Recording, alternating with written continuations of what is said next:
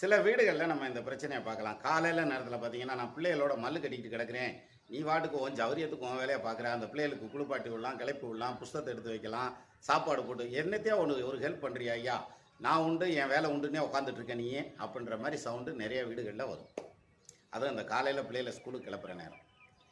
இது மாதிரியான கணவர் யாருக்கு வாய்ப்பார் அப்படின்னா, அதாவது அவங்க வேலையை மட்டும்தான் அவங்க செய்வாங்க, பாக்கி எல்லா வேலையும் மனைவி தான் செய்யணுங்கிற ஒரு எதிர்பார்ப்பு இருக்கும். இதுக்கு பேர் தானே சுகவாசின்னு வேறு. இப்படி சுகவாசியாக இருக்கக்கூடிய கணவர் அப்படின்னா எப்படி இருப்பார் அப்படின்னா, லக்னத்துக்கு நாலாவது வீட்டில் குரு இருந்தாலோ, அல்லது லக்னத்துக்கு 4வது வீட்டை குரு பார்த்தாலோ, அல்லது 4ஆம் இடத்ததிபதி வலுவா ஆட்சியாவோ உச்சமாவோ இருந்தால் அவங்க அவங்க வேலைகளை மட்டும்தான் பார்ப்பாங்க. பெரிய அளவில் வீட்டில் வேலையில் ஹெல்ப் பண்ணுறதுக்கு வாய்ப்பு இல்லை. ஆனால் வீட்டுக்காரம்மா தான் சொல்லுவாங்க, நான் இங்கே எல்லாரோடையும் அல்லாடிக்கிட்டு கரடியாக கத்திக்கிட்டு இருக்கேன், நீ உன் பாட்டுக்கு உன் ஜவுரியத்துக்கு இருக்க ஐயா அப்படின்ற மாதிரியான அந்த பேச்சு வரத்தையும் செய்யும். சார், இதில் ஒரு பியூட்டி என்ன தெரியுமா?